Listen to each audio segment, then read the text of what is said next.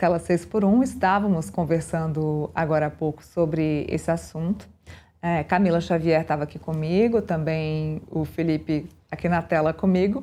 E estamos recebendo aqui a especialista em relações de trabalho, Laura Gontijo. Estava perguntando a Laura a respeito de possibilidades negativas para o trabalhador. Muito se falou sobre a parte positiva, né? Muita gente feliz sobre a queda da escala 6 por 1. Mas e a parte negativa? Não pode aumentar a pejotização, diminuir o salário do trabalhador, aumento das demissões.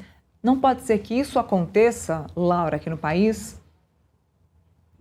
Oi, Neila, é um prazer falar contigo. Então, eu acredito que a pauta que está sendo defendida é a redução da jornada de trabalho para as 40 horas, né, semanais, sem redução de salário, né? O que essa pauta, essa questão da limitação, a diminuição da jornada, ela provoca efeitos positivos em geral, tanto no mercado de trabalho, com a geração de novos empregos, né? Então, você passa a poder abarcar essa população que está desempregada ou em desalento, ou que gostaria de trabalhar por mais horas, né? Uma vez que aqueles que trabalham em horários excessivos passam a trabalhar menos. Então, acontece uma redistribuição dos horários de trabalho, né? Também é um incentivo às empresas em inovarem, né? Aumentarem o investimento em inovação. Então, eu não vejo aspectos negativos nessa medida. Eu acho que é uma pauta civilizatória também, né? E eu acho que o fato de ter essa pauta hoje, ela expressa muito da insatisfação da população brasileira, né? Nós trabalhamos muito, né? E ganhamos muito pouco, de modo geral, né? A média da população brasileira. Então, eu acho que expressa o fato dessa pauta ter ganhado tanta repercussão, né? E isso em vários aspectos políticos, né? Mostra que a sociedade brasileira quer uma mudança nas relações de trabalho, né? Quer trabalhar menos para poder se dedicar aí ao cuidado com os filhos, com os familiares, as atividades de lazer. E um pouco foi isso que o impacto da redução da jornada na França, nos anos 90, a França reduziu a jornada para 35 horas semanais. Foi isso que acarretou naquele país, né? E além da criação de 350 mil novos empregos, né, um quarto desses empregos foram preenchidos por desempregados. Então, eu só vejo efeitos positivos, né? Essa discussão em relação à pejotização e etc., ela também, eu vejo que existe um limite a essa pejotização, né? Porque o mercado de trabalho, todas essas proteções ao trabalhador e etc., é uma proteção também a essa força de trabalho, né? O empresário quer que aquele trabalhador esteja em condições de exercer aquele trabalho. Então, há um limite também a essa tendência de pejotização ampla de toda a população ocupada no Brasil, né? Sob pena de você diminuir o sistema de proteção social, de aumentar a pobreza em níveis alarmantes, de comprometer a previdência social, né? Então, eu vejo dessa maneira, Neila.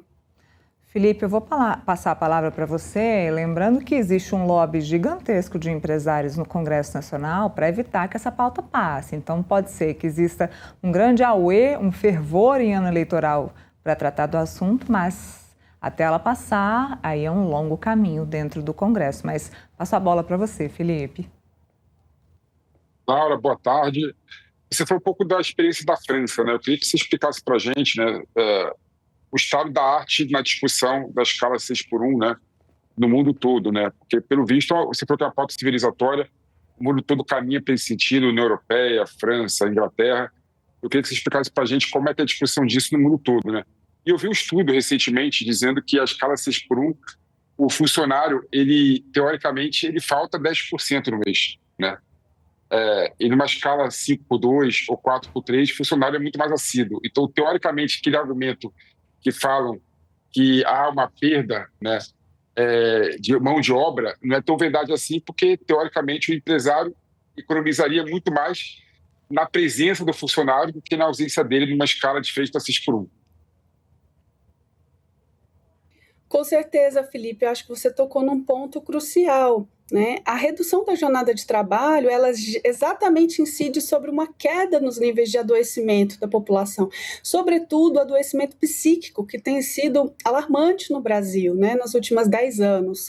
O Brasil bateu recorde em termos de adoecimento por saúde mental, por problemas de saúde mental. Então, a saúde mental é o quê? São pressões de trabalho, de chegar no horário, de demandas, de metas. Se você sinaliza para a população com uma diminuição da jornada, de que ela sinalizando com uma medida positiva dessa maneira, você aumenta a autoestima daquele trabalhador, ele se sente mais valorizado e justamente ele falta menos ao trabalho. Né? A incidência de doenças, doenças da coluna, inclusive riscos de acidente, né? Os estudos têm mostrado que todos esses índices diminuem com uma medida como essa, né?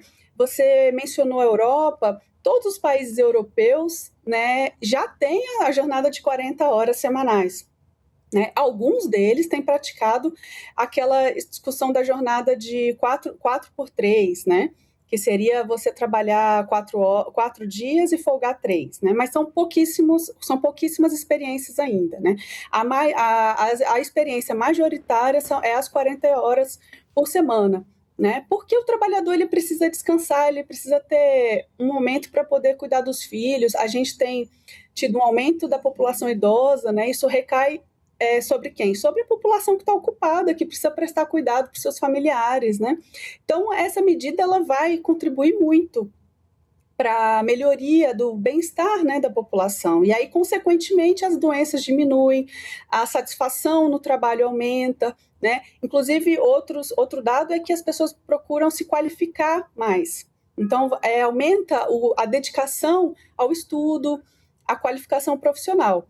Então, como uma luta difícil, né, uma disputa, né, com muitos interesses, mas eu vejo que é muito positiva essa pauta e eu vejo também que a população brasileira está muito insatisfeita, né, com a jornada de trabalho de 44, já chegou num certo limite, assim, a gente vê de um ponto de vista social, e isso, assim, alguns estudos têm mostrado, por exemplo, tem um estudo do CESIT, da Unicamp, com o qual a gente participa aqui da UNB, que 8 milhões de pessoas pediram desligamento de forma voluntária em 2024, justamente nos setores onde a jornada é 44 horas. E também muitos empresários têm tido dificuldade de encontrar candidatos às vagas de emprego justamente nesses setores onde prevalece a jornada 6x1.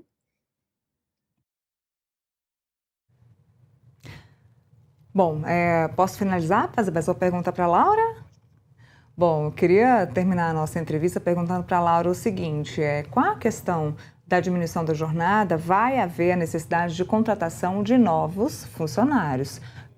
Por conta de diminuir a jornada, há necessidade de colocar mais gente para suprir aquela demanda de trabalho. Com essa questão de suprir a demanda de trabalho, vai aumentar o custo mesmo, o custo dos empresários. Isso vai conseguir ser suprido em um país com salários baixos, onde as empresas não costumam aumentar o trabalho, o salário, onde o salário médio é um salário baixo? Como é que vai ser essa demanda daqui para frente, com necessidade de mais contratação? Será que o funcionário ele não vai ser ainda mais demandado naquele período menor que ele vai estar exposto ao trabalho? Sem dúvida, Naila, vai haver um aumento da produtividade, né? Então, significa que você vai trabalhar mais em menos tempo. Mas os estudos mostram que os trabalhadores preferem trabalhar mais, ainda que seja trabalhar mais, só que em menos horas, né? Justamente porque precisam de tempo para se dedicar a outras atividades, né? Como a casa, os filhos, etc. Então, com certeza, essa redução da jornada, ela se compensa com o aumento da produtividade do trabalho. Né? E a produtividade do trabalho ela pode vir com tanto o aumento do ritmo de trabalho, né? Você trabalha um pouco mais intensamente, quanto também com o investimento em inovações, em tecnologias. Né? A gente, desde que foi adotada a jornada de trabalho, isso é um ponto interessante, desde que foi adotada a jornada de 44 horas semanais no Brasil, a tecnologia se desenvolveu muito, né? Nos anos 90 a gente tem as tecnologias de comunicação, né, com o celular, o smartphone, o quanto não se trabalha hoje muito mais com o uso do celular, né? E, inclusive, esse é um debate também, um outro debate para um outro momento, mas aumentou muito a produtividade do trabalho com as novas tecnologias. No entanto, a gente continua com essa jornada que é de outra época, digamos assim. Já podemos trabalhar menos, né? E sem grandes prejuízos, tanto do ponto de vista econômico e só tendo, na verdade, só tendo benefícios, né? Muito bem, Laura Gontijo, muito obrigada pela participação, pela gentileza de falar conosco aqui nesta sexta-feira no Metrópolis. Bom carnaval para você, Laura.